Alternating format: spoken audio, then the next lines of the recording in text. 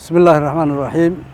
الحمد لله رب العالمين وبه نستعين على أمور الدين والدين وصلى اللهم على سيدنا محمد وعلى آله وصحبه وسلم maanta taariikhdu waa 9 bisha afraad 2022 waxaan joognaa magaalada Muqdisho gaar ahaan kiiloomitir 13 oo ah meelaha ay degan yihiin dadka masaakiinta ah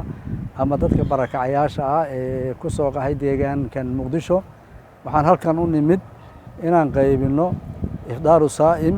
oo ay soo dirtay hay'adda Haro oo ay ka soo aruurisay jaaliyadda Soomaaliyeed ee Mareykanka ayaan meeshan ku qaybinay waxaan u qaybinay dad barakacayaal ah ama dad masaakiin ah waayeelo ah si aad aragtaan oo ay ku adag tahay xaaladda nolosha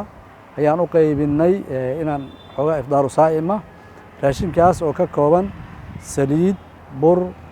sonkor bariis timir ayaan qoys walba waxaan siinay 25 kiilo bur ah 25 kiilo bariis ah 25 kiilo sokor ah saliid 3 litir iyo 4 kiilo oo timir ah dadkaas runtii way mudnaayeen ifdaar saa'imkaas in loo qaybiyo dad xaaladda iyo nolosha ku adagtay ahayd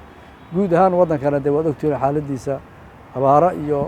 waxyaalo badan oo nolol adag iyo waxba iska jiro marka dadkii soo dhiibay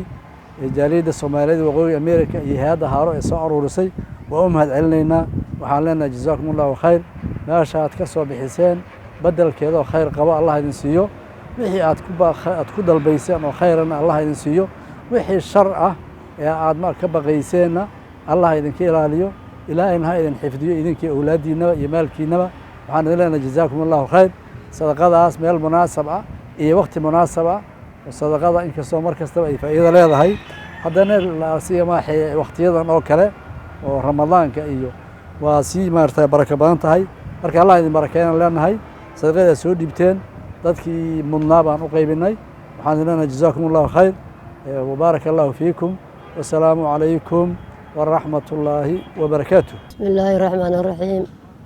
salatu wassalamu ala rasulillah ama ba'd inta kadib walaalkeen hadda wuxuu niyiray dhulkan idin fadhiisanay orax baan idin fadhiisanay raali ahado yiri raali inuu isbaanahay oraxda iyo maxay ahayd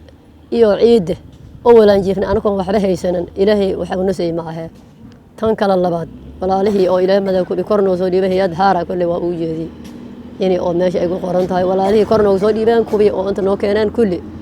qorraxdii iyo ciidii awal aan jiifna waxba aan ku haysan maanta waxaan u haysanaa gogol mid ugu wanaagsan qorraxda waxaan u aragnaa in roob da'ooyo niyadeena waa noqdastaa niyad Allah idin dhaso jazaakumullahu khayran khayral jazaa